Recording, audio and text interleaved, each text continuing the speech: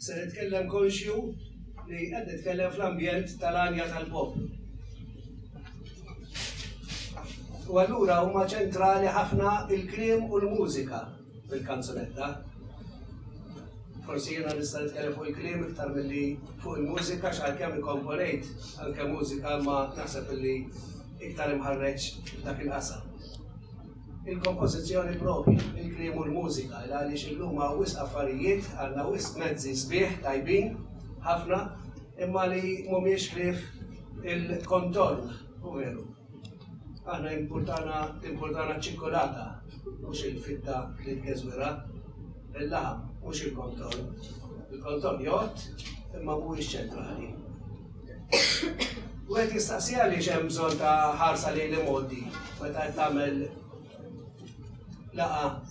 laqat bħal dawn fuq il-kanzunetta Maltija u naturalment il-futur tagħha.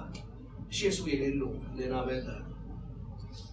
Jiena nemmen li biex tesperimenta tajjeb li jkollok rasek fis-sħab, imma saqajk irid ikunu sodi fis-sod, fit-tradizzjoni. U naħseb li kultant għandna nippruvaw inħarsu madwarna u ngħidu aħna il-kompożituri u awturi kemm qed nisma' u kemm smajt mużika Maltija u barranija. Kemm smajt u qed nisma' mużika ta' kulturi differenti. Kemm naqra letteratura u letteratura Maltija. Ngħid il-letteratura forsi hawn isa ħaġa tal-iskola kważi u veru kif issemmija, imma importanti li nagħmlu riskoperta għax ħafna drabi nkunu tlaqnija tal-affarijiet is-sbieħ li hawn madwarna u li saru qabilna. Inkella minn fejn se jġibuha l-ħila espressiva tagħna. Mix-xejn, ma jiġi xejn. Fl-istess ħin nistqar magħkom dalgħodu illi qed inħossni bħal wieħed li jitkellem fuq il-ħamrija ma' nies li tinteresshom ix-xitla li tikber fiha. Imma mbagħad min jista' jiġħad ir-rabta kbira li hemm bejn il-ħamrija u x-xitla. Il-kanzunetta Maltija mhix fattur ħażin, mhux bħal meta ngħidu l-aħna Malti pereżempju, mhux għax Maltija allura qadima. Hija marbuta mal-modi mużikali ta' Malta sa ċertu punt, għax mhijiex ukoll. Aħna fil-gżieritna għandna kontinwità daqsxejn batuta. Ħafna drabi fl-oqsma differenti tal-kultura tagħna il-fil tal-kontinwità nqata'. Ġiet mewġa kbira barranija f'xi żmien, ġabet ħafna affarijiet interessanti sbieħ u intlifna fihom u tlifna forsi dak li tagħna, tlifna l-kontinwità. Kontinwità mhux qed nifhem biha kontinwazzjoni għamja, ripetittiva, imma hija sensiela ta' reazzjonijiet mhux bil-fors paċifiċi laqqas, kultant anke ħorox u vjolenti forsi għal dak li sar qabilna. U niftakru iż-żagħżugħ ma jsirx indipendenti, ma jsirx persuna qabel ma jibda jiġġieled xi ftit mal-ġenituri tiegħu ma ta' qablu, qabel ma jagħmel il-claims tiegħu. Waqt aħna rridu kull darba nqisu ruħna u nqisu dak li nkunu qed nagħmlu ma' dak li sar qabilna. U mbagħad aħna aktar u iktar bħala poplu żgħir li bħala poplu nistgħu ngħidu għandu jibda, għalina huwa ikbar il-periklu taqtuhom it-tradizzjoni minħabba l-introduzzjoni massiva kull qasam ta' materjal barrani bi kriterji barranin. M'iniex impensa mill-kuntatt barrani, imma nibża mill-kuntatti vjolenti u massivi żejjed. Dan nistgħu naraw kultant fil-lingwa, jista' jiġrilna fil-lingwa, qed naraw f'affarijiet oħra, bħal-kwistjoni tal-immigranti. l-istili tal-ħajja tagħna. U għalhekk li għamlilna tajjeb li nħarsu kultant lejn l-eruq tagħna. L-eruq tagħna ħalli nħarsu lejhom mela. Taħdita tiegħi se tkun fil-fatt fuq dawn il-5 punti.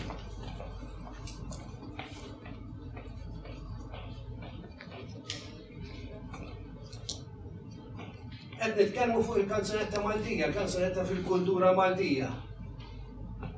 Fuq li ma kultura qed nitkellmu. Għax illum forsi nistgħu nħarsu ngħidu li għandna kultura waħda b'xi mod. Imma dana mhux xi ħaġa li kienet dejjem, anzi, bħalma ġara f'ħafna pajjiżi oħra, kellek distinzjoni kbira bejn grupp u grupp għall-inqas.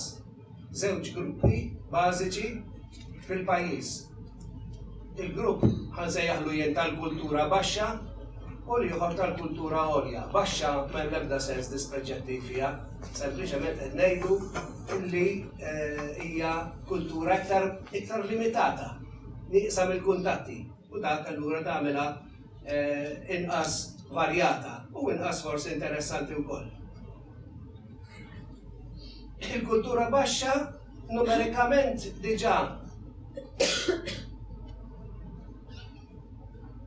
diġà naraw differenza.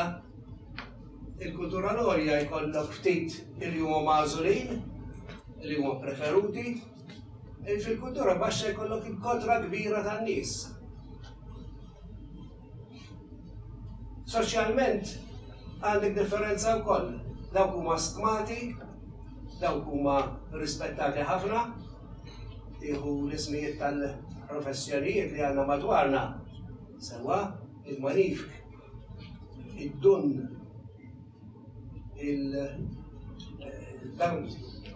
id-dott, ekku.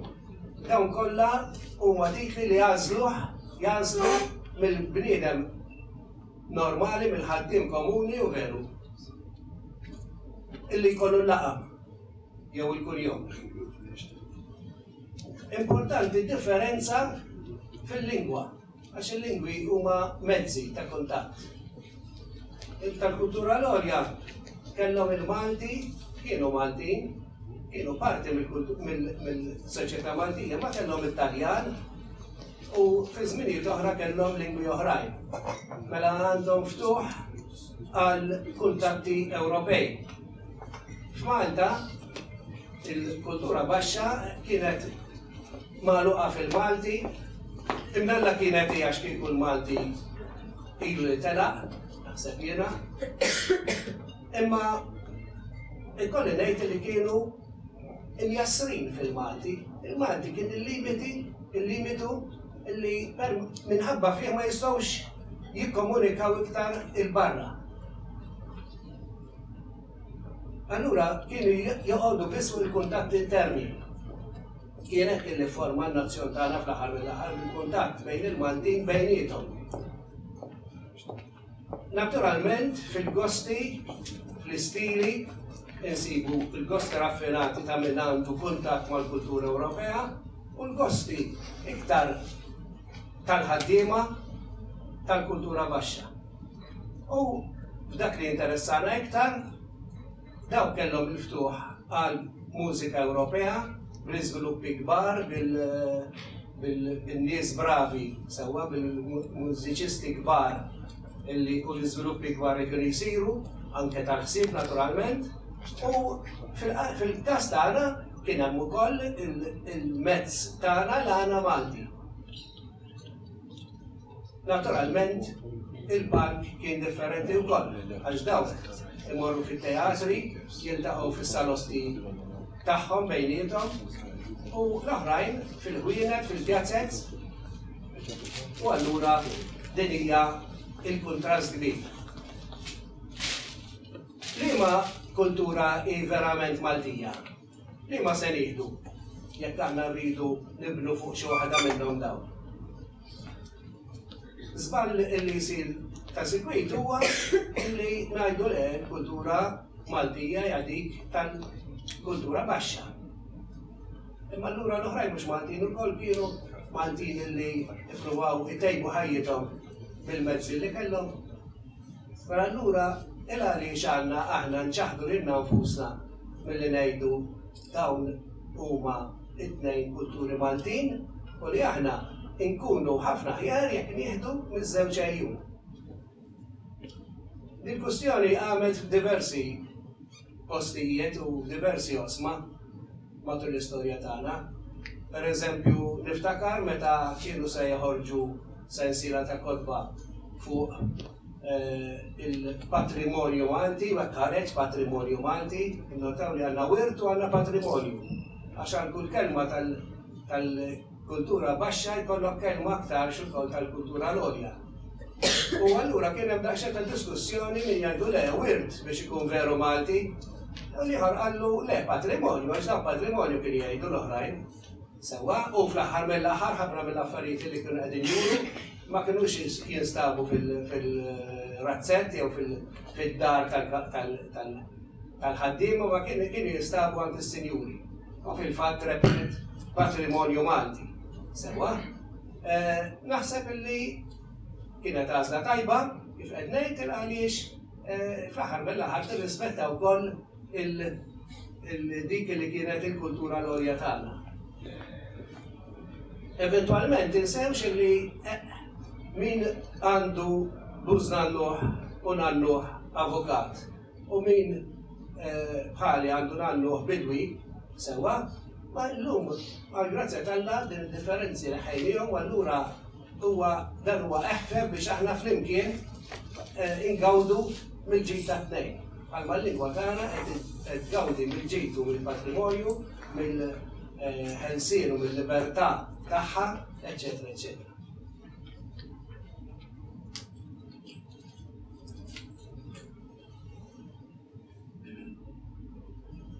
Imma jekk issa inħarsu lejn dak li huwa verament tal-post. Għaliex qed ngħid verament tal-post, għaliex dan huwa il-prodott endemiku veru.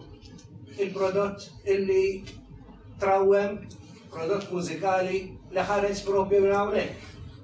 Mhux bil-fors beda minn hawn, aktar ġie minn barra. Imma mbagħad l-insularità imbierka tagħna dejjem tatna l-vantaġġ li noqogħdu nsajru fil-borma żgħira tagħna kull influenza li tiġi għandna. U nagħmlu riċetta li tkun partikolari tagħna, il-kultura Maltija. L-għana huwa kunċett mużikali daqsxejn differenti milli naħseb għandna llum. Għaliex naraw differenza kbira kif qed nipprova nuri nittama minn iżbaljat fil-istampa li għandkom. Għaliex għandek differenza kbira, żbranġ kbir bejn l-innovazzjoni biex ngħidlek fil-mużika u l-innovazzjoni fil-kliem. L-għana kif wasal għandna għall-inqas li ngħidu li hemm 4 forom tradizzjonali.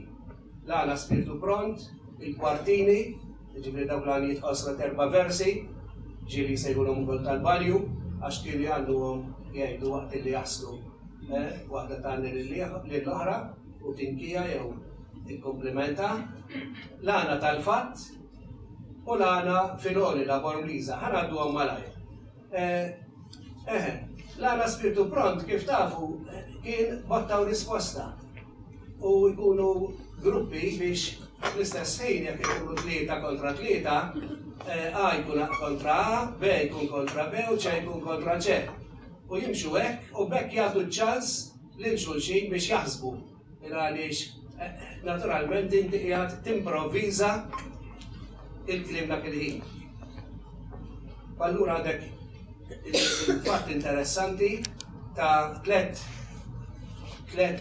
diskorsi li qed jintisġu flimkien jisom ħabel wieħed matul is-serata kollha. Imma l-melodija hawnhekk stabilita fil-waqt li l-kliem huwa improvviżat. Jekk nieħdu l-kwartini tal-banju, l-melodija hija stabilita, hija melodija oħra differenti, adattata għall-okkażjoni, għal-tip ta' ħsieb li twassal biha. Imma il-kliem jew huwa stabbilit. Jiġifieri pratikament tirtu. U veru. Għaliex ħafna minnhom dawn għaddejjin jgħaddu minn missiera Liben, eccetera. Jibqa' issa qed nagħmel ġabra tagħhom dawn, kemm dawk li ġew pubblikati u m'għadhomx aċċessibbli u kemm oħrajn li smajt minn għand in-nies, ħafna ġabra li għamilt minn minn kont żgħir il-YTC niftakar, niġru fil-ħaddingli u niġbru l-għana u tibda ssib li jixxiebaħ li hu l-istess kultant, jiġifieri dan huwa kien fattur kien dizzjonarju nazzjonali ħanejtek ta' għana. Tajt ngħidilkom li mhumiex ftit, għalkemm aħna nkunu nafu forsi nofsu żgħala, għax s'issa ħadd 1500 differenti mhux xi varjanti. Il-varjanti m'iniex nafhom. Sewa, dik kienet qisha stqarrija f'4 versi. Ħafna drabi kienet tkun qisha l-SMS li nibagħtu llum. Sewa, ma jibgħatuha kienu bil-vuċi u fil-ori kif jafu l-Maltin. Sewa, il-fatt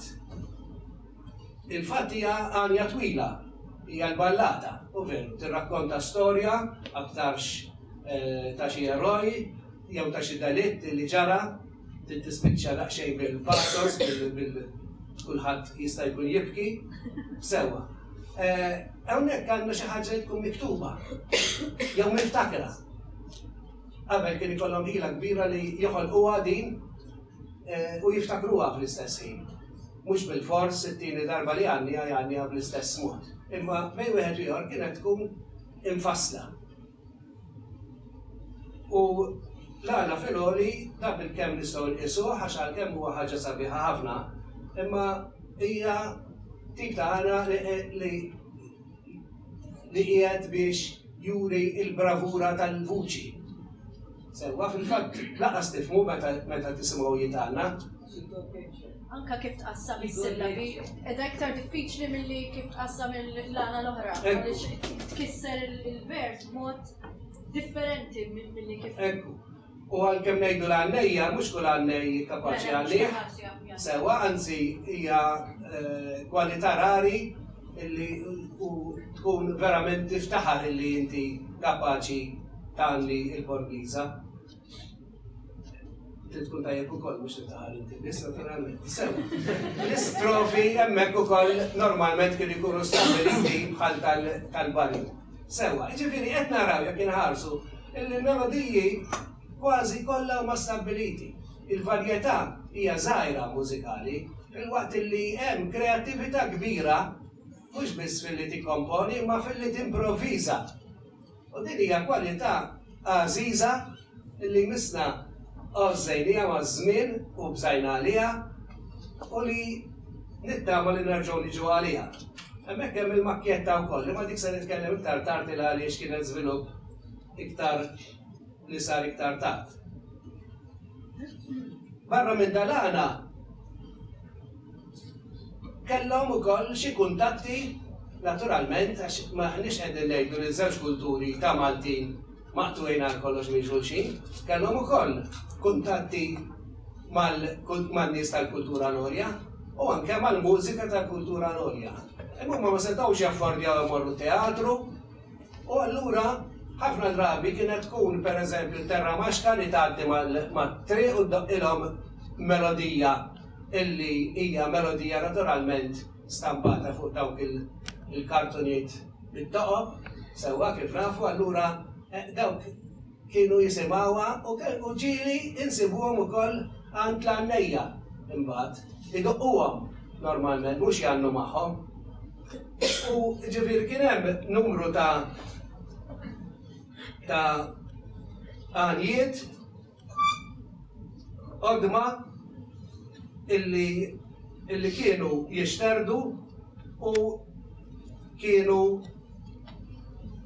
jisiru popolari. Imma il-mezz ewlieni ta' espressjoni tal-Maltin jidher li nistgħu ngħidu li baqa' verament il-lana. Skużani, bħala n-nijiet tal-Knisja, pereżempju.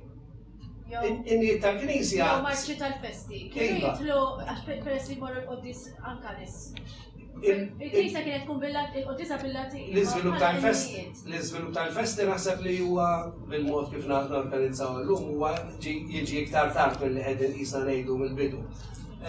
Però dwar l-nijiet tal-Knisja interessanti li għandna ġabra ta' nijiet li kienet ħarġithom sabithom ir-riċerkatriċi għax għandna nies brav li qegħdin ifittxu kien kollu ta' għandna Borġ Cardona illi għandha sensiela ta' enejiet jisimhom.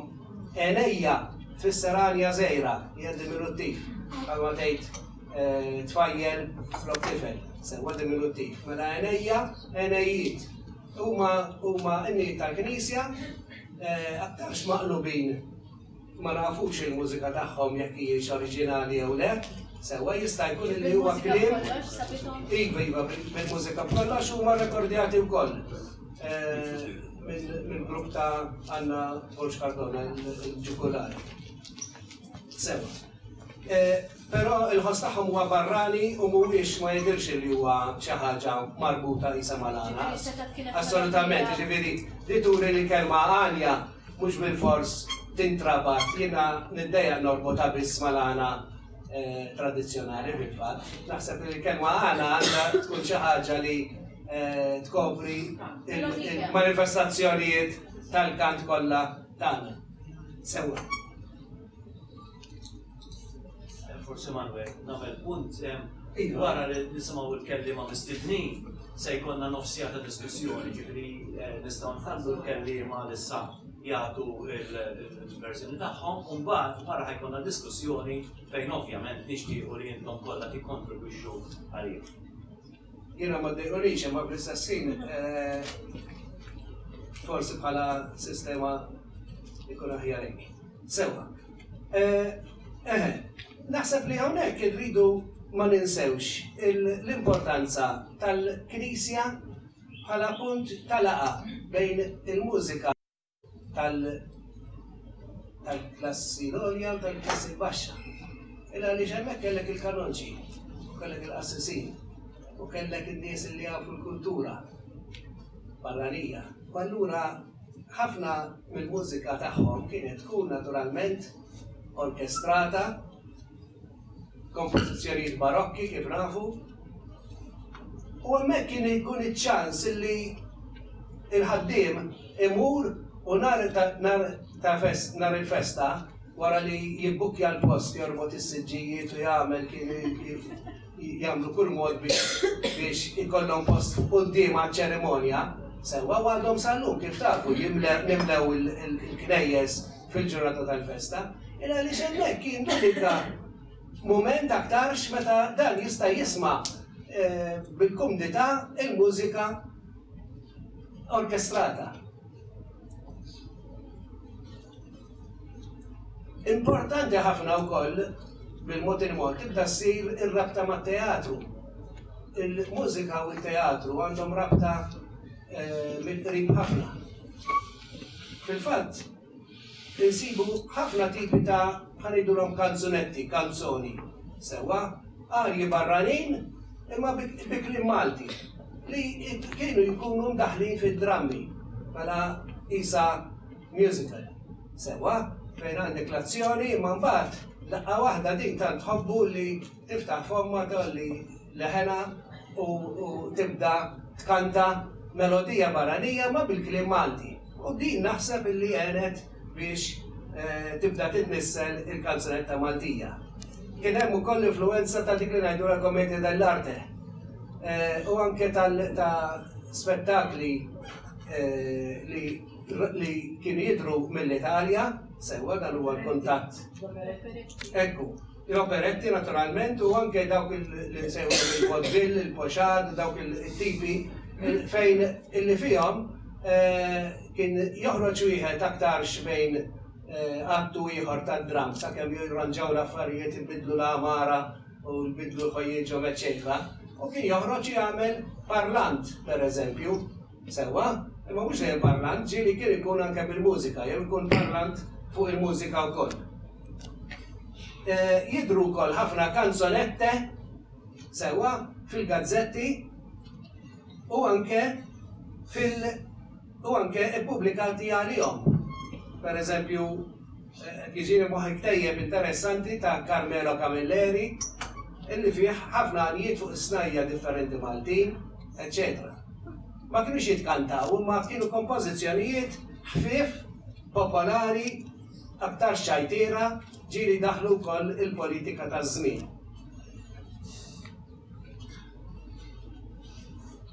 U żgur ma rridux ninsew illi barra milli n-nies tal-kultura baxxa kienu jippruvaw jersu lejn il-kultura l-għolja, kien hemm anke min, anke kienu rari, mill-kultura l-għolja kienu jippruvaw imiddu jdejhom biex jisu jgħidu u jiftħu iktar il-kultura magħluqa il-baxxa.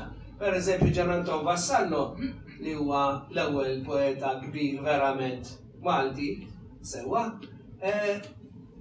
ippubblika iktar minn ktejjeb wieħed minnhom jismu Għal Kitarra, kollezzjoni di nuove poesia maltesi sul gusto delle popolari.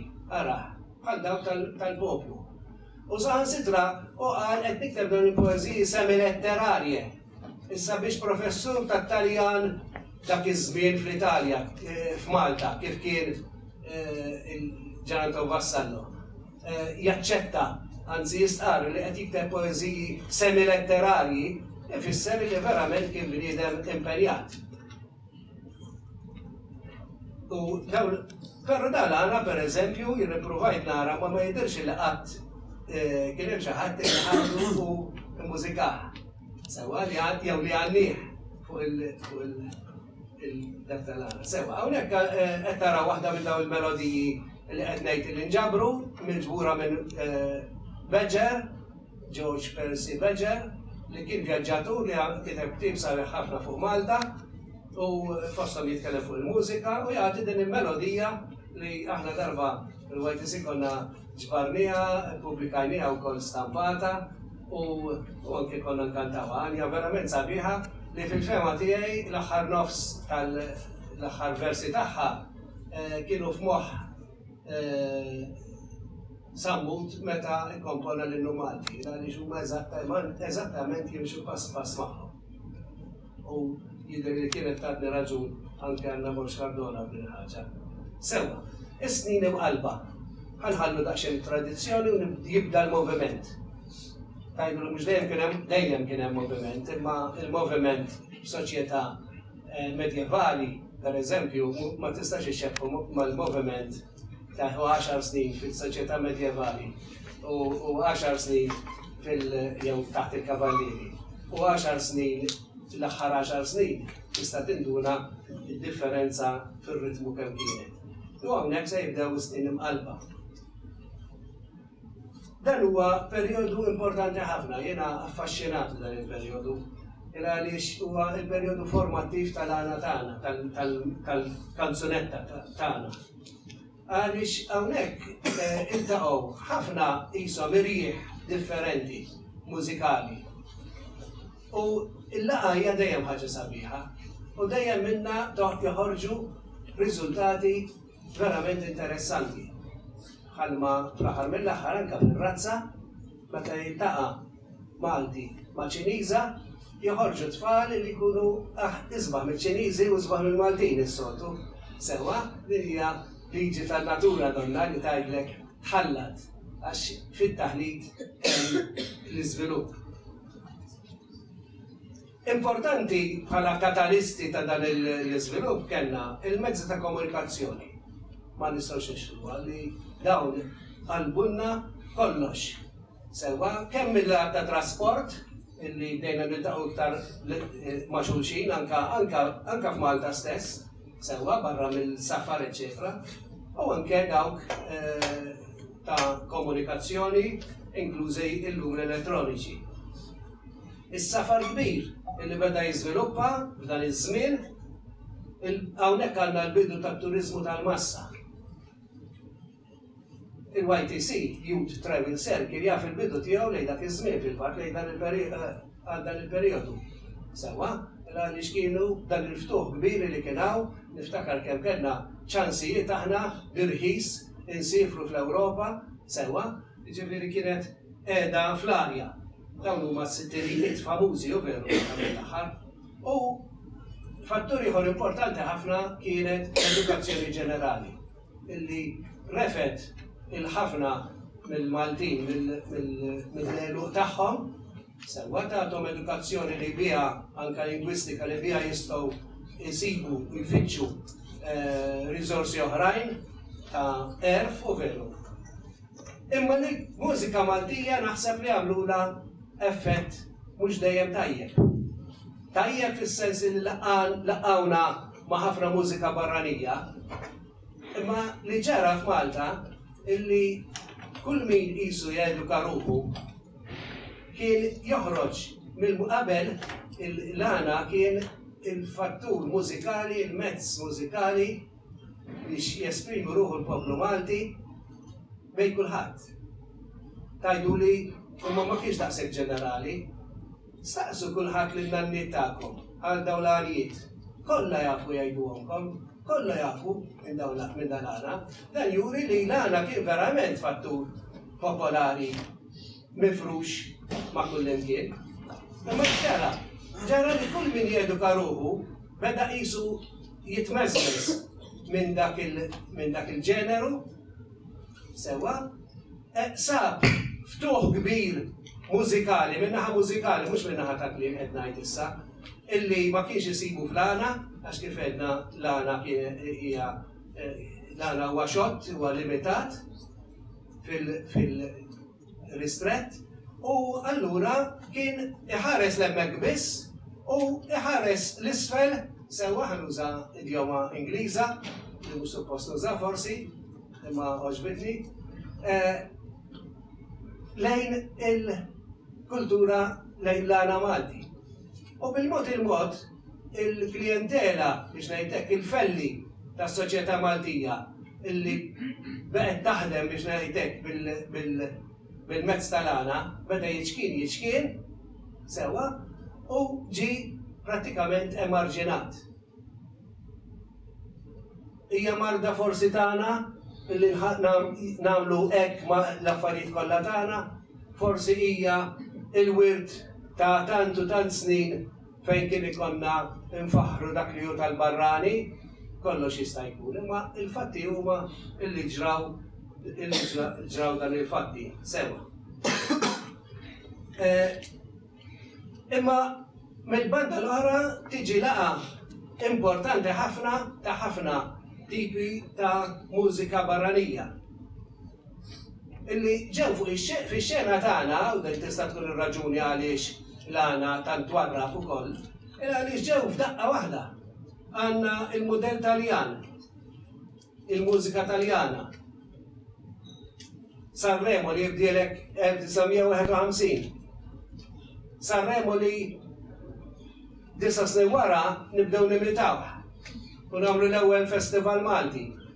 Imma l-ewwel Festival Malti kellu kanzunetta bil-Malti, kanzunetta bl-Ingliż u 8 bit-Taljan biex tindunaw l-impatt kbir ta' Sanremo li konna qegħdin naraw. Sewwa, mela kellek dik il-linja. Kellek ukoll imbagħad bil-mezzi ġodda bħalma kienu l-radjijiet u il-transistor radios kienu jissejħu fejn bdejna naraw il-mużika tista' ġorra miegħek. Sewwa, il-rediffusion, il-BFBS, sewwa, illi bdew jagħtuna il-mużika barranija, il-doktorant Ingliż, ismijiet bħal Elvis Presley, Pat Boone, kienu fuq fam kulħadd, anzi kienu joħolqu timijiet kważi, kif kollox jaħloq hawnhekk. Il-fattur tad-diskos fejn tiddieħla il-mużika tas-sfin. Daw kollha kellhom rifless anke fost il-Maltin. Ħafna kantanti, per eżempju, kienu jkantaw is-songs ta' Sanremo, il-Napolitani, eccetera, ġifieri il-Maltin bdew jgħixuha, jipparteċipaw f'din il-ħajja, u allura l-għana tagħna beda jitwarrab dejjem iktar.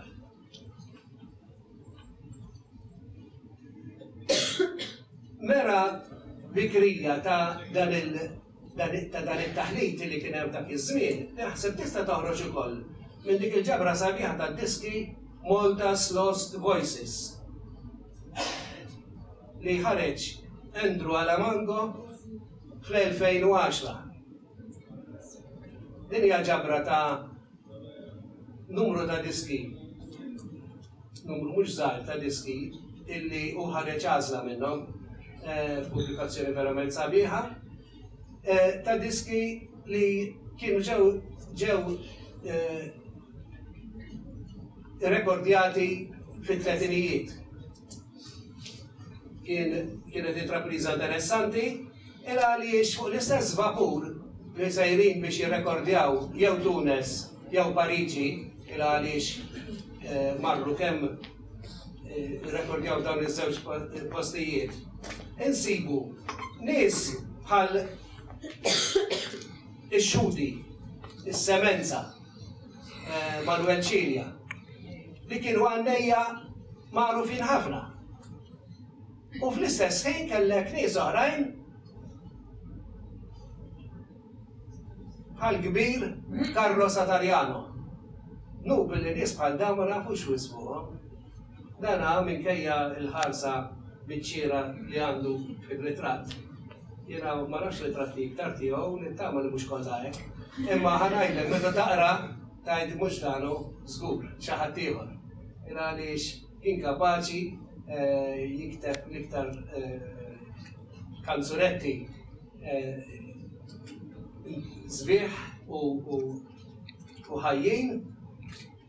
Kien imexxi Dr. Brombos ukoll pereżempju u gazzetti oħrajn, ġifieri dan huwa personaġġ li imissna nafu ħafna iktar fuqu.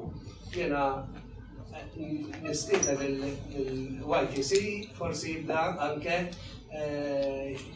jħossib forsi pubblikazzjonijiet ta' xogħlijiet ta' dawn in-nies. Għaliex dan huwa wirt anke mużikali tagħna. U sabiħ li dawn mhux iltaqgħu fuq il-vapur biss, imma dawn Satariano beda jikteb għal dawn in-nies. Kantanti magħrufin ħafna fil-qasam operistiku f'Malta sewa dew ikkantaw jannu l-għana insibuhom f'din il-ġabra. Mela hawnhekk għandna verament laqda sewa li tissimbolizza dan il-perjodu interessanti. Iva, kiteb ħafna għal-palk. Għalhekk għax jiġifieri għandek nies li ġejjin mill-palk l-oli biex ngħidlek ta' il-kulturat. Li jiltaqgħu ma' nies li ġejjin mill-kultura l-baxxa u qed issir is-sintesi. Imma meta tiltaqa' ħafna drabi jiġri li d-dajjef iċedi l-aktar nkunu realistiċi. U jien naħseb li din il-ġlieda għanejtek jew din il-laqa għax kull laqa hija ġlieda u hija website ngħidula hekk. Naħseb li l-għana għamel jew il-tradizzjoni Malti għamlet l-ikbar sagrifiċċji, ċedit l-aktar. Fil-fatt, ħanibdew insibu, imma dan huwa interessanti wkoll, l-għannejja jaġġustaw ruħhom għal metodi moderni, kellhom iqassru l-għana pereżempju, ma tintefax u tgħanni sagħtejn għanja waħda jew spiritu pront. Inqis tad-diska ma kienx jippermetti dak. Kien jippermetti forsi 8 minuti fuq il-diski tal-faħam. Sewa jgħidulhom kienu il-78 Revolution, sewa kienu kif jaqgħu naħseb ġieli rajtuhom x'ilkant jew fuq il-Monti. Ikollu mela. Sewa, ġifieri kellek din il-laqa qegħdin ngħidu u hemm ħafna modi li napprovajt nistudja fuqhom ma nixtieq li ninżel iktar fihom. Ta' kif l-għannejja kienu qegħdin iċedu għal issa d-diska kif qed. Idaħlu ritornelli li hija moda tal-kanzunetta ħanejdil Ewropea bħalissa. Sewa, il-kulturata mhux hija il-moda ta' Sanremo mhijiex fil-għana il-kanzunetta kemm kellek il-qalba sewa. Idaħlu l-kori fl-għana. Jekk tisma' wħud minnhom, pereżempju aħna sbieħ min jaf jarana, għandek kor birtu rġielek, raffi, jirrepetu l-aħħar żewġ versi. jinsġu lana mal-Parlant. Kif issir f'Madalena ta' Carlo Satariano. Fejn kull darba tafu jgħidu għaliex ħatwaħħalli għax kantajt u jerġa' jkanta ilu. Sewa? Tajjeb. Naħseb li f'dan il-qasam għandna nagħtu każ ukoll ħafna. Jiena qed nħejjeġ tal-waqt nagħmel taħdita fuqu. Għandnej verament interessanti li kellna. Illi ħallina kmieni wisq għax min ta' 35 sena. Li kien Fredu Spiteri. Inti tħobbu naf. Il-raġun. Sewa. Fredu Spiteri, apparti li kien karattru ferriħi minnu, Lawċi, jgħidulu Lawċi l-Evarist, sewa, u jgħidulu tal-petrolju, għax kien ibiħ il-petrolju, etc. Sewa. Fredu Spiteri jagħmel ħafna esperimenti b'għana u koll. Jiġifieri ma jħossru malu fil-qafas tal-għana, ma jkun kreattiv. Per eżempju għandu każ ta' orti mal-mara, sewa daħal orti mal-mara, li kienu ħobba ħafna, u li tant kienet ħobbu li ħalliet ix-xogħlijiet kollha tiegħu jintesew, sfortunatament. L-imħabba kultant, jew l-imħabba żejda ma nafx, ma nistax niġġudika jiena, naturalment, imma żgur li kellha effett ħażin ħafna fuq ix-xogħol tiegħu għax illum immur għawdex u nies anke ta' mezzeta ma jiftakru xejn ma jafqas jafu bih. Ma nittama ma jkunx hekk. Fredu Spiteri jagħmel ħafna, pereżempju juża reġistri differenti tal-għana u melodiji differenti tal-għana skont il-karatterizzazzjoni u jdaħħal il-parlant bejn il-biċċiet tal-għana. Sewa huma esperimenti sbieħ ħafna. Apparti li kien artist konxju ħafna, pereżempju għandek waħda li hija ġabra tal-idjomi li fihom inqablu l-bniedem mal-annimal. Fejn għandu 26 idjoma sewa minn suġġin f'arja waħda. Mod verament divertenti. Il-kanzunetta barranija ċediet f'din il-laqa, jien naħseb li ċediet ħaġa waħda biss, imma importanti, ċediet il-lingwa. Il-għaliex il-mezzi kollha li konna qegħdin nieħdu minnha bdejna nagħmluhom bil-Malti. U allura dan huwa din hija rebħa importanti ħafna. Allura kifet kellna nies bħal Satariano. Hawnhekk għandna il-Fredu Spiteri. Libes pulita hawnhekk ħafna. Sewa, għandi ritrattiju ma ġibtux illi fejqijat libes tal-makinit libes petrolini għaw. Bil-dar, bil-għaddi, iva. U nubba ġibtux, u bista ġibtu, għax juri kif anke l-għannej kien konxju mill-medju kulturali. Sewa. Kifet, allura kellna n-nies bravi li kien jibbu għat-teatru, Carlo Satariano, fil-mużika Vincenzo Ciappara, li bdew jikkomponu sewa u jieħdu anke affarijiet bil-Malti. Imma naħseb hawnhekk iktar li rridu nsemmu huwa lil Gaetano Buttigieg, Gaetano Kanta, illi għamel servizz kbir immens, mhux biss il-kanzunetta Maltija, jew forsi iktar mill il-kanzunetta Maltija lill-insiem Malti. Għaliex waqt li dejjem konna ngħidu kien jgħidu f'dal-kull trust ovvjament.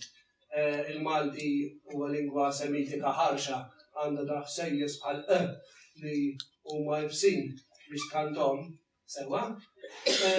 Gaetano kien jaqbad il-kanzunetti ta' Sanremo, jiġifieri f'moħħ il-Maltin l-isbaħ specimen sewa li jista' jkollok u kien jaqlibhom f'Malti verament melodjus illi ma jagħmlu l-ebda għajb mill-lat melodiku żgur għax kien jiktibhom fuq il-melodija tagħhom. Mill-lat ta' pronunzja ngħid sewa. U kien itihom l-ambjent Malti, ara, mela qiegħda qed tisseħħ ir-rabta bejn il-kultura barranija u l-Maltija b'ħafna iktar modi. Sewa. Hawnhekk irridu nsemmu wkoll nies bħal Radio Muskattieri naturalment fuq ir-retribution li kellhom u l-famuż kbir Charlie Cruz sewwa li ħadem ħafna f'dan il-qasam ukoll. Ma rridux ninsew, qas nistgħu ninsew għaliex hija linja li beqgħet u li għadha anke fostna permezz anke tiegħu ir-Rock Malti. U naħseb li għandna il-monument ngħidu jiena ta' Freddy Portelli. Sewwa li mhux biss qisu kien fost dawk li bdew bil-Malta Bams, eċetera. Sewwa dan il-moviment f'Malta, imma għadu magħna għadu attiv ħafna. Ir-riżultat ta' dan kollu sewwa għal prodott lokali naħseb li kien tip ta' kanzunetta ta' Anja ġdida, il-Makjetta. Minn hawn ħarġet isa minn dan il-taħlita ħarġet tip ta' Anja differenti li hija l-Makjetta. Illi għandha bħal kull qasam ieħor għandha l-għoli tagħha, għandna l-eżempji eċċellenti tagħha u għandna l-eżempji inqas tajbin. Sewwa aktar meta saret popolari mbagħad fis-sittinijiet ħafna u fuq dawk il-famużi diski żgħar veru l-Malta disk u dan tal-45 dawra sewwa. U ngħid il-Bamboċ, il-Mak, il-Laws, Taksimeri kienet il-boom kbir ta' dan is-suċċess. Dik kienet il-Makjetta. Il-Makjetta li ma tafx hija xanja, tieħu Taksimeri mhijiex melodija tradizzjonali tal-Arja. Sewwa, hija żvilupp minnha. Mbagħad kif ikanta, għax hemm il-mod ukoll kif tkanta dak il-produzzjoni sieħa, kif ikanta idea ħafna it-tonalità tal-Anja. Tal-Ana, ormai. Għandek raġun għax jiena għatti li għandna nwessawa u issa użajta fis-sens ħażin. Ekku, ġifieri kellek din it-taħlita. Sewwa, ma tafx kif qed Taksimeri pereżempju ma tafx hijiex għana jew hijiex kanzunetta, hija taħlita ta' tnejn illi għax hija taħlita ta' tnejn beqgħet aċċettabbli għal biċċa l-kbira għax aħna dik li importana mhux il-kanzunetta fija nifisha. Il-kanzunetta kemm se tinstema', kemm qed tinstema' min qed jismagħha, kif qed tixteret. Din għamlet żmien li kienet popolari ma' Malta kollha tista' tgħid. Kien hemm xi wħud li kien jgħidu dak kont ħamallu sewwa, imma l-biċċa kbira tal-Maltin kien jixtruhom kien hawn suq tajjeb ħafna u U naħseb li r-raġuni kienet din li kienet torbod dak li l-Maltin kienu mdorrijin bih. Li kienu jisimgħu mingħand ommhom għall-inqas, sewwa jew nannithom. U fl-istess ħin huma bil-Malti u fl-istess ħin huma tip ta' kanzunetta. U għandhom il-qosor tagħhom, eċċetera wkoll. Sewwa. Tajjeb, f'dan iż-żmien insibu wkoll naturalment qed semmihom mhumiex parti jisom is-suġġett, tentattivi akademiċi imma biex nibżgħu iktar għall-wiltana. Qabel xejn, il-barranin li bdew bħal-Ġermaniż Hans Stumme, u Berta Ilg u oħrajn, imbagħad kellna naturalment Charles Camilleri u Giuseppe Sapolicino. Giuseppe Sapolicino li reġa' beda b'mod organizzat l-għana li kien jisu deġenera ħafna, l-għana fil-Buskett, allura taħsejtu, għamel premijiet, sewa, u allura dawn allura reġgħu taw spinta l-għana u l-istudju tiegħu l-attenzjoni lejh. Komplew warahom ħafna nies oħrajn, inklużi nies.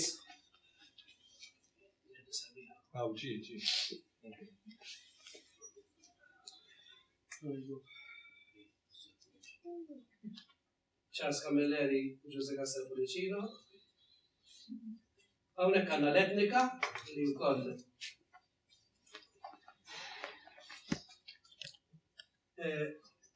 Ġużi Gatt jidħol ukoll, imma jidħol iktar tard naturalment. Sewa. Budaj għandu diskors sħiħ tista' tagħmel fuq. Qed iktar qed ngħid fuq dawk li jippruvaw iżommu tradizzjoni u daqshekk sewa. Budaj mhux biss fil-fema tiegħi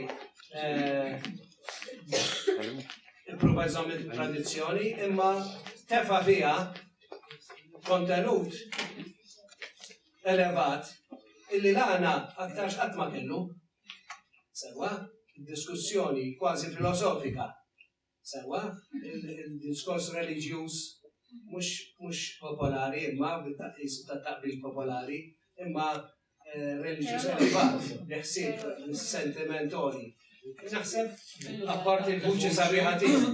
Sewa, Isu jaqqat żewġ dinijiet. Jaqqat żewġ dinijiet, jiena ma rridx inkun pessimist għax jiena l-għana nħobbu u minix qalbi maqtuha fuq, ma nibża li l-Budaj ġiet artwis kważi. Għalina. Isu element ta' kantant napolitan. Maqut ma' kantant tan-nej. Ġifieri għandek l-idea li għandek vuċi rikka li qed kan tipo Claudio Villa. Ekku. Li qed tagħmel l-għana. Ekku, naħseb jekk irridu nsibu għed fl-għana, Manuel Ċirja kien hekk. Għax Manuel kien vuċi tenorili sabiħa, sewa. Tafu mill-għana, xaħna sbiq minn jafjarana, sewa. Tiħu l-għanja mod, ma tisma jekk tissalva l-vuċi, s-sibri għandek vuċi. Għandek l-element tal-kantawtur. Għalli xu stess, l-għannej, meta qed jimprovizza u għal-kantawtur li qed jaħdem dak il-ħin. Issa, fil-kas tal-Budaj u għal-kantawtur tista' tgħid fl-għana kważi. Rita, għedniħu pjaċiri għajjan l-għina, għalli xawnek għedin maħafna awturi, kompozituri, kantawturi. Sewa, u l-White Sidems il-prova jistimula il-kantawtrija ħanajdelek. Il-kantawtur, par eccellenza, u għal-għannej. Għalix, jina per eżempju, jina għandi kanzunetta ma Teddy Zammit, l-għallim tijaj. Niti tratta puntu dwar kif l-għannej għallim l-inna, għalix da, kienu nis il-litterati, imma li kellhom lingwa ponot subajom jafuha. Sawa, ma jirdux joqgħdu jaħsbu kif ħajqablu u r-rikkezza tal-kliem li kien ikollhom mal-ewwel. U mentri kantant irid jiftakar xi ħaġa bl-amment, qed ikanta dak li qed ipoġġilu f'ħalqu ħaddieħor prattikament.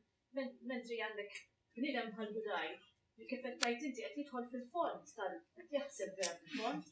Qed iżejjina bil-vuċi sabiħa tiegħu u qed janni xi ħaġa li jista' anke japprezza minn għandu ċerta skola u ċerta kultura, mhix xi ħaġa.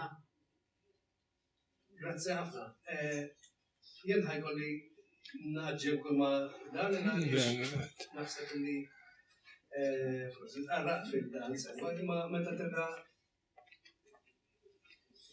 naħseb li tista' tibqa' dej ftit ieħor, fis-sens għax naħseb huwa bidu tajjeb li jkollna l-bidu ta' dan-forum b'dan it-tarif interessanti li anke forsi nafuh. Mamma qed jagħtina dawl fuqu huwa l-pediment, naħseb huwa pediment tajjeb biex nibdew dan il-forum. Nistik nkompli. Le, m'hemmx għalfejn taġġel ta' kellna l-ħin tal-flor, jiġifieri. Mela. Diskussjoni. Konna ħin ta' diskussjoni wara. Preferi li Manuel jispiċċa l-intervent. Jew ma' diskussjoni bil-blajna ta' kwalità prefer ta' sewa, ħaniġu issa għal dawk li qed fost il-għam biex ma' anke ma' ninsalħat tinsemmi Ġużi Gatt ir-riċerka li għamel fuq l-istrumenti Maltin li kienu bdew jinsibu. Sewa, George Wilson Kirkhope, li għallina kmini wis ukoll, Anna Borx Cardona, diġa semmejta, Ruben Zara, u għemni soħra illi jaħdmu tan il-qasam u veru. Il-bidu tal-kanzunetta Maltija, issa minn dan il-taħlit, jisu tibda tistabilizza ruħa xi ħaġa li nista' nibdew ngħidula naħseb jiena il-kanzunetta Maltija. Hawnhekk ikollna l-bidu tal-festivals li huwa importanti ħafna. Għaliex importanti għax il-festival jagħti indirizz qisu joħloq platform. Sewa, indirizz fis-sens ta' indirizz address. Min jiktab il-kanzunetta mhux qiegħed waħdu, imma jaf fejn se jiltaqa' mal-ħbieb, fejn se jkompeti magħhom, fejn se jqabbel forum ekku sewa. Fl-1960 insibu il-Malta Song Festival, l-ewwel Malta Song Festival. Unek għana ta' 66, dik hija l-ewwel diska li ħarġet tiegħu, kienu ħarġu l-ewwel LP, dik hija 1900 x'għaddejthom jien ara. 67 ħarġet l-ewwel diska. Jiena x-xewqa tiegħi hija li jsir mużew ta' dawn l-affarijiet. Semma, konna semmejnieh kemm il-darba, imma Google għaliex ċerti affarijiet u anke tapes għedin jintasew. Illum hemm il-ġabra tajba ħafna wkoll dik ta' Tony Sant, sewa, l-M3P, li tista' tservi ta' bażi, imma naħseb anke forsi l-YTC jista' u qiegħed jagħti semmu minn għalija fiha. Sewa.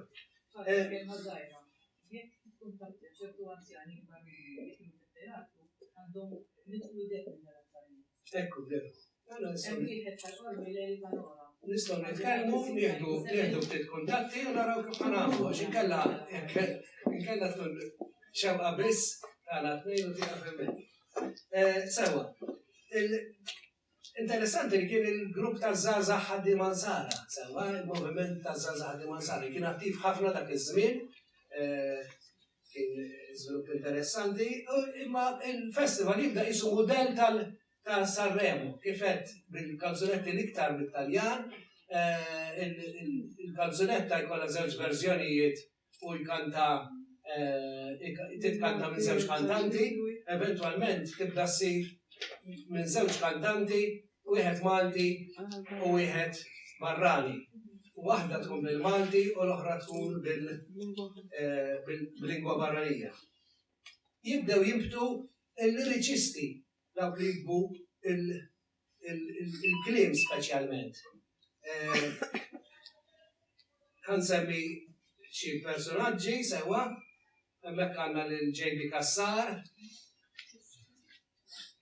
il-George Zamit, il-George Stephens, u t-tip ta' diski illi bdew joħorġu.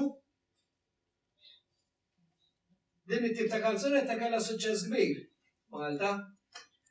Għax il-Malti li b'xi mod kellu link nieqes, kien abbanduna l-għana, qisu kien għadu xorta xewqan. Il-Maltin iħobbu jisimgħuh il-Malti, ta' taraw anke il-drammi fuq il-televiżjoni. Sewa, biex uħud minnhom biex jissapportuhom veru jħobbu l-Malti.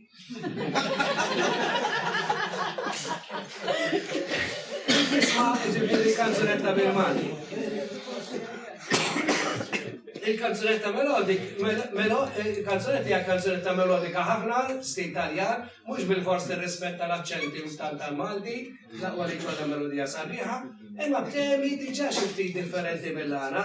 Ta' jirrinkunjata l-iskruplu fuq in-nisa tal-lum li kien tipiku tal-għana f'dak iż-żmien, jingħata jibda qisu apprezzament ta' dak li hu Malti.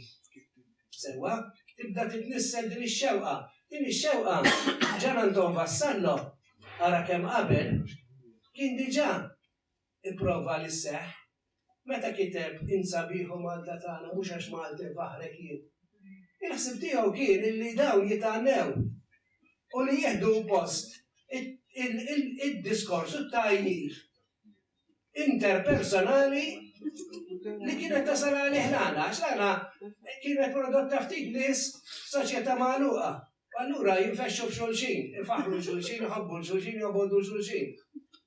Imma il-Ġan Anton Vassallo kien fetaħ naturalment bniedem b'kultura kbira, kien ipprova jiftħilhom l-orizzonti, ma rnexxelux baqgħu fil-dan. Missa, permessa dawn il-kanzunetti, nibdew it-temi folkloristiċi, il-karozzin, il-mitna, id-dajsa tal-Latini, il-ġmil ta' Malta, il-bajja tal-Melliħa, il-bib tal-Bombi, it-temi tal-imħabba, u mħabba sokkrija ngħidilha jiena, f'xatt il-baħar intu jien, per eżempju, diġà storja. Xeni, imma kellna dejjem din interessanti għax qabbat anke mal-linja tal-makkjetta il-xeni umoristiċi. Per eżempju, Sparaw għal-qamar. Jew il-kaċċatur, jolqod widnejn il-ħmara flok il-lasfur. Kellu valur anke kummerċjali hawnhekk, ħafna gruppi Maltin kienu qegħdin idaqqu fil-nightclubs għax beda t-turizmu kif għedna, u dak iġġenera ħafna ġit għal-żazan Maltin li kienu jgħidu u żviluppaw ħafna gruppi wkoll, naħseb iktar wieħed li nistgħu nsemmu għal-Greenfields, u veru. Jien naħseb, kummenti tiegħi naħseb li kien ħarsu lejhom dawn huma kwadretti ħelwin imma jibqgħu superfiċjali. Jien għalija jien naħseb sejħela mhux folk song imma folklore song. Ġifieri kanzunetta li qisha trid tfakkarna fl-affarijiet u tibda tfakkarhom meta naturalment ikunu bye-bye. Sewa, se jibdew jitilqu.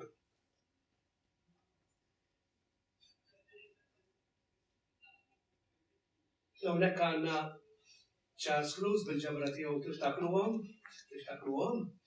Sparaw għal-qamar, il-Greenfields, u issa niġu għal xi ħaġa ta' veru se jaħtilha jiena, kollu huwa ta' veru naturalment, imma rridu ngħidu il-kanzunetta daqsxejn iktar konxja minn nifisha, konxja mill-pubbliku li qed tkellem, konxja minn dak li trid tgħaddilha. Is-sebgħinijiet u l-kanzunetta impenjata. Dik ta' sebgħinijiet kienet ġenerazzjoni bla kwit li tistaqsi domandi irrekwieta. Kien hemm ħafna kawżi differenti. Il-konfront ta' stili ta' ħajja ma' stili ta' ħajja u twemmin differenti l-iktar issa permezz tas-safar. Il-kontestazzjoni ġenerali, frażi Italjana din hemmhekk kienet il-kontestazzjoni ġenerali fl-Ewropa, imqajma mill-istudenti universitarji. Bdew anke politiku biftafu bil-Brigata Rossa, eccetera. Il-letteratura mqarba tal-moviment qawmin letterali.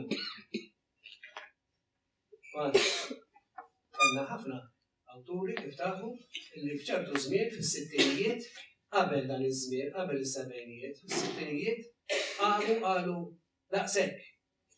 Ma rridux nisimgħu iktar tifħil fuq Malta, tifħil fuq ir-reliġjon, kulħadd bravu, kulħadd jobdi, kulħadd ifaħħar, ejja nitkellmu l-affarijiet kif huma.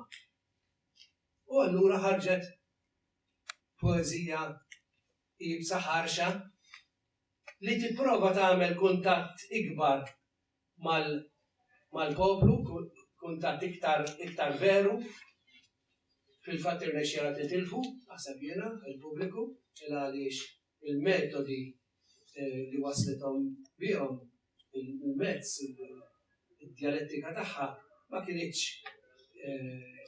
għall-inqas il-pubbliku ma kienx ippreparatarju. U nistaġeb fil-fatt kif għadha dak iż-żmien kollu u l-mużika isa kienet għadha ma għaddix minn dan il-bidla, ma bqgħet karkar bil-kanzunetti li semmejna. Imma wasal iż-żmien tagħha wkoll effetti oħra, il-kanzunetti fuq ta' protesta soċjali, Bob Dylan, John Baez, Donovan.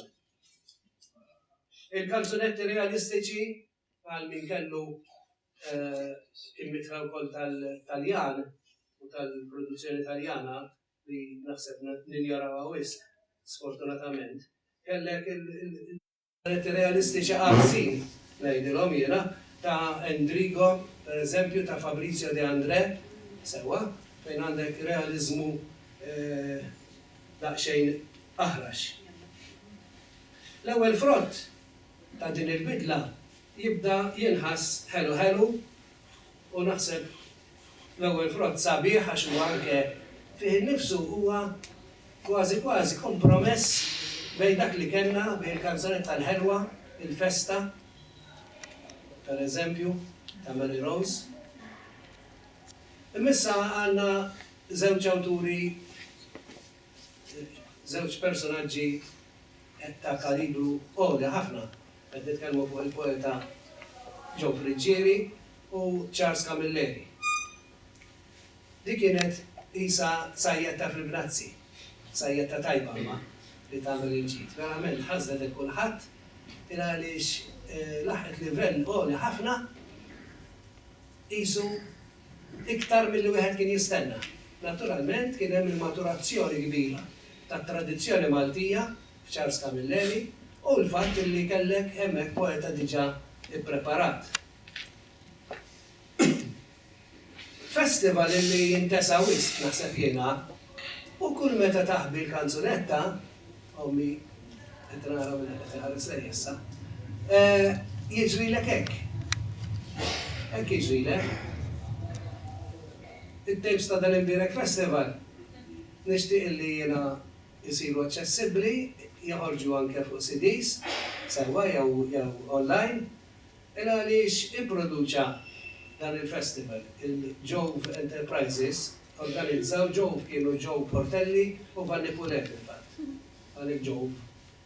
Sewwa. Dan il-Malta Folk Song Contest 1973, 74 u 76. Sewwa. 3 edizzjonijiet. Kienu verament l-ewwel il-bidu propju ta' dak illi għandu jiġi iktar il-qudiem. Interessanti li anke hemmhekk jekk tiftaħ il-programmi, dawn il-programmi, tara fuq paġni ħarsu lejn xulxin, kanzunetta li hija dik il-linja tradizzjonali li semmejt fl-aħħar taqsima. Sewwa? Ġifieri kanzunetta l-ħelwa, melodjuż, eċċetera. Jew popolari, ċajta. U il-kanzunetta impenjata, per eżempju, fl-istess numri kellna fil-pjazza tar-Raħal, sewwa, imbagħad il-kanzunetta ħarxa ta' Evarist Bartolo, ir-Raħal. Kritika ħarxa naħseb fuq il-Melliħa jiena. Fl-istess ktieb issib it-tix tan-Neputija u l-aħħar bidwi fi Teqasen tas-Sinjur. Issib Babux u Aljoli u Vassalli. Tas-Sinjur. Rikki poveri. So, jien naħseb li hawn bdiet il-kanzunetta issa għax semmejt lila ngħidlek. Hawn bdiet l-ewwel kanzunetta soċjali matura soċjalment. Sewwa. Għandek tematika attwali, realistika ħafna, kelma iktar diretta. Kanzunetta li tistaqsi, tiddubita u tiddenunzja. U allura toħroġ il-kanzunetta tal-protesta. Kanzunetta li tiżen u tevalwa bla passjoni kemm jista' jkun is-sabiħ u l-ikraħ tal-ambjent Malti. Jew bla preġudizzjoni, inqas bil-passjoni. Marbuta iktar mal-eruq, imma mal-eruq ta' vera, mhux tal-fantasija folkloristika. Għax hekk inti titkellem biss fuq il-karrozzin, fuq il-karettun, eċċetera, sewwa, diġà fatturi li prattikament uħud minnhom eżawriti, sewwa, il-mitħna li m'għandniex waħda taħdem, żbieħ kemm trid, imma ġifieri huma tal-passat. Qed titkellem veru fuq dak li kien tipikament Malti, ikollok it-tentazzjoni dejjem li tgħid li dak huwa l-veru Malti, imma l-veru Malti huwa dak li qed ngħix huwa jien. Li qed inkun kull filgħodu b'dik il-problema, b'dan l-inkwiet, b'dawn l-imħabbiet, b'dawn l-affarijiet sbieħ madwarni. Sewwa ir-realtà, ġifieri dik kienet il-poeżija iktar kif qed ngħid realistika. Kelma li tmur max-xejra ta' ħsieb, daqqa ħelwa, daqqa ħarxa. Melodija iktar marbuta mar-ritmu tal-kelma Maltija, mhux tal-jibna. U naħseb li il-Youth Travel Circle għaliex issa jitxira il-YTC, biex xira li jidħol għaliex naħseb kien l-ikbar sostenitur ta' dan il-programm ħanejtek, għamlu programm tiegħu pratikament din il-kanzunetta.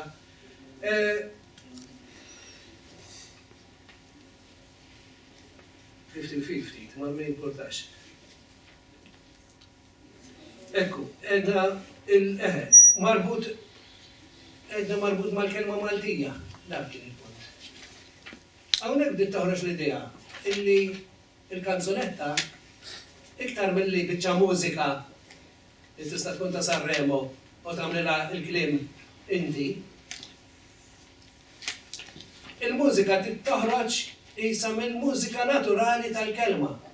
Il-lingwa wkoll għandha l-mużika tagħha. Hija fattur mużikali, għandha l-aċċenti tagħha. Għandha l-modulazzjoni ta' kif tagħmel domanda, ta' kif tistaqsi, differenti minn ta' meta tagħmel stqarrija, eccetera. Il-mużika għandha il-lingwa għandha l-mużika tagħha. U bdiet ħirġa l-idea illi il-kanzunetta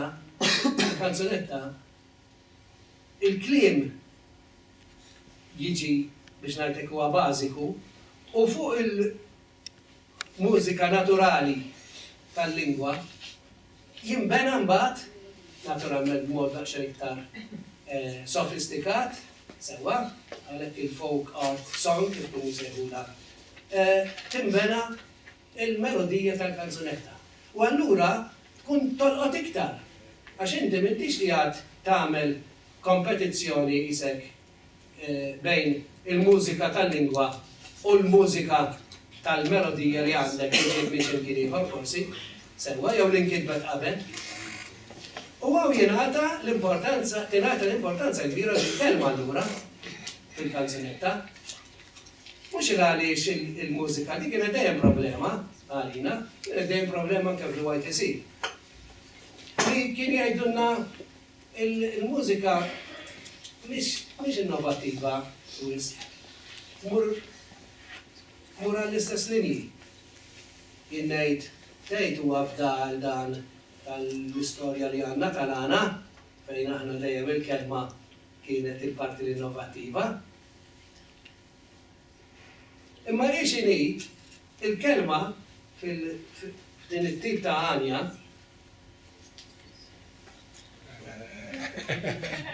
ma kosta biex tal-ħamdek. Imma garraġel. Jien sa naqra eżatt tara dak li biex ma jkunx qiegħed. Protagonista ewlieni tal-bidla kien il-bravissimu Alfred C. Sant. Jien rrid nagħmlu kompliment hawnhekk li jafri nafu xulxin ma nagħmlux komplimenti s-soltu. Ħana napprofitta ruħi mill-sitwazzjoni formali. Sewwa biex nagħmlu ngħidlu verament proset fuq li proset tal-produzzjoni kbira li tagħna, tant qawwija, tant kbira, tant brava. Ma nafx.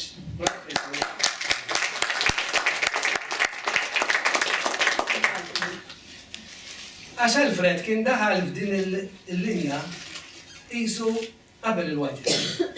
Qabel jew indipendentement mill-YTC.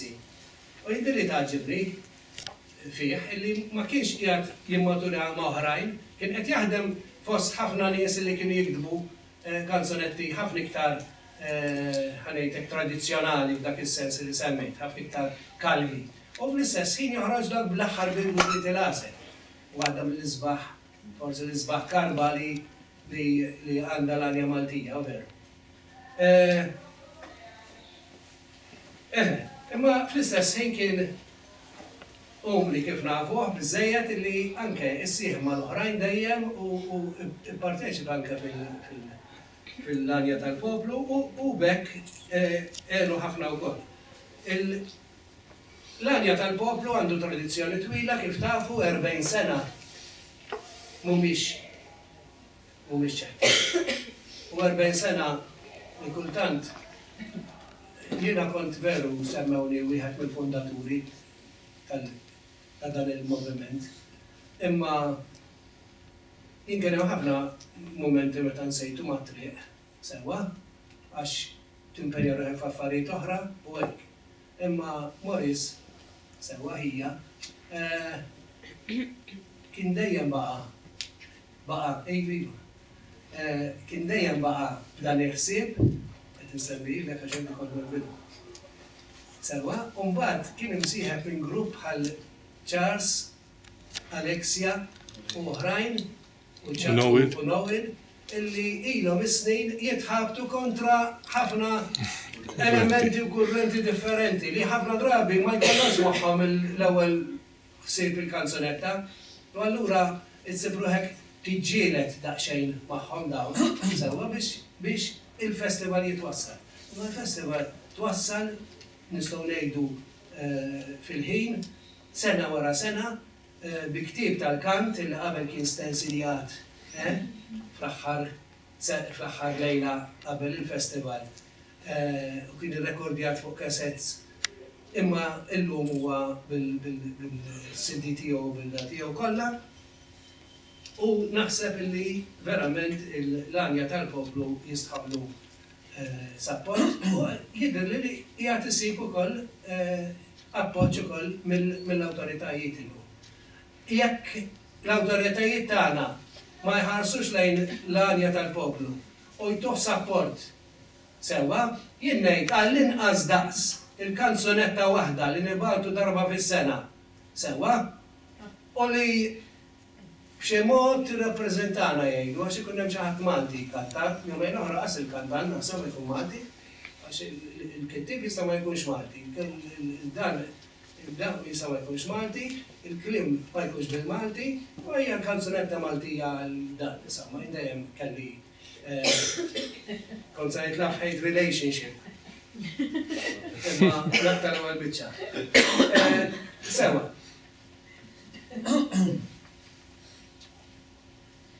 Il-YTC jipproduċa wkoll ikull tritent għaliex dik kienet interessanti għax kienet l-ewwel song cycle sewwa fil-Malti u hawnhekk ma stajtx ma ndaħħalx il-mibki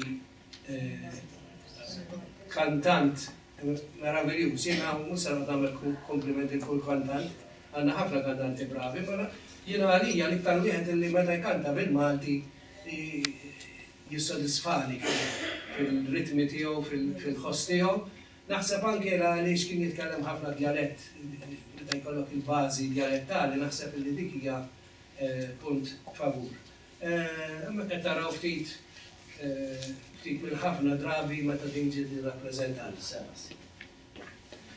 L-anja tal-poplu produċa kif tafu wkoll ħafna nies kwalità u nek għandna l-Walter għaraftuhom mill-ewwel u l-Corazon.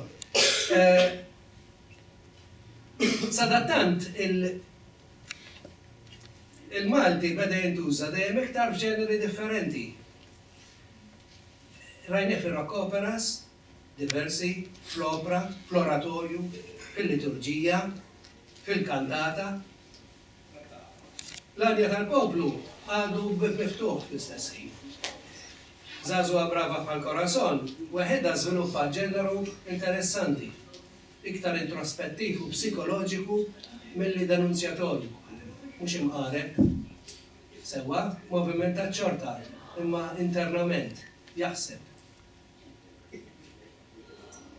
Jieħu l-parti ta' ħaddieħor.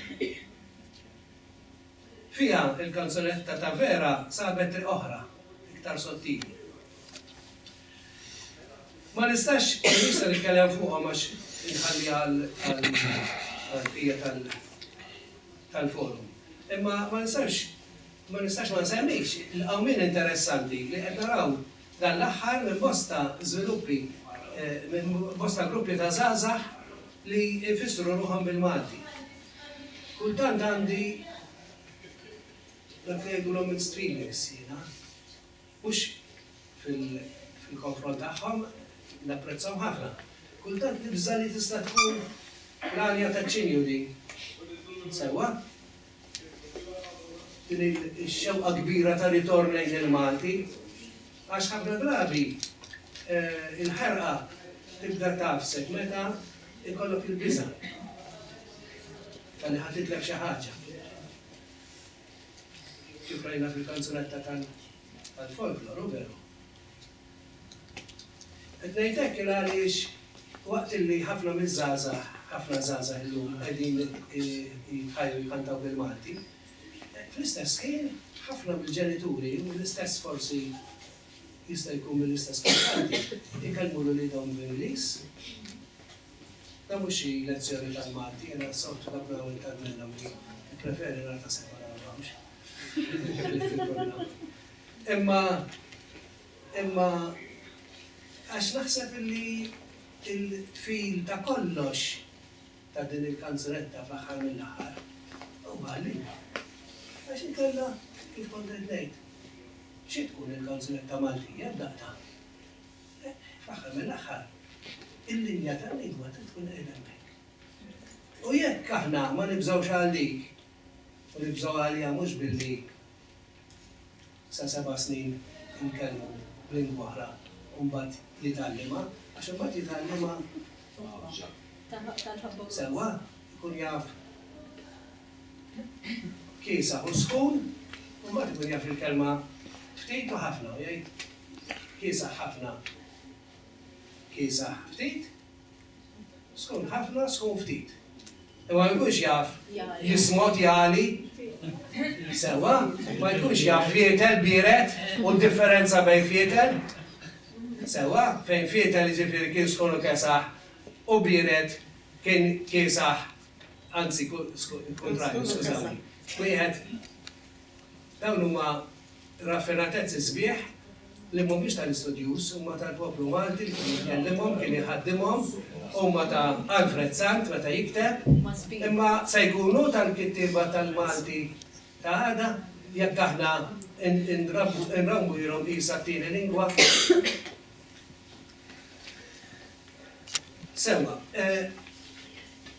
qed hawn min interessanti ta' dawn il-gruppi. Esperimenti ġodda u mhux dejjem, ngħidu aħna bl-esperimenti fir-rap, forsi qed niltaqgħu mill-ġdid ma' l-eruq tagħna, dawk tal-versi improvvisati tal-għana. Jien smajthom dawn u laqtuni. Din hija ħila li konna qed nitilfuha u qed nara tiġġedded. Min minna l-kbar kien jobsru żvilupp bħal dan. L-istorja għandha il-toroq strani tagħha. Għax kos min jaf, forsi l-futur tagħna kultant għandu jħajjarna wkoll, inħarsu lura lejn l-eruq tagħna. Mhux biex nibqgħu hemm, imma biex infittxu l-fil li jaqgħad lil kull ħlejqa mal-immoddi tagħha. Nirringrazzjak.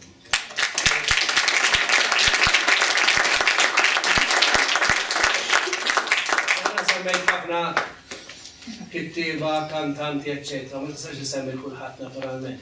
Ġifieri ma għamiltux biex nażel sewa. Għażilt għaliex naturalment semmejt dawk l-iktar illi fil-fema tiegħi kienu n-nies li ħadmu fil-qasam jew spikkaw bil-ħila u bil-bravura. Grazzi Manuel.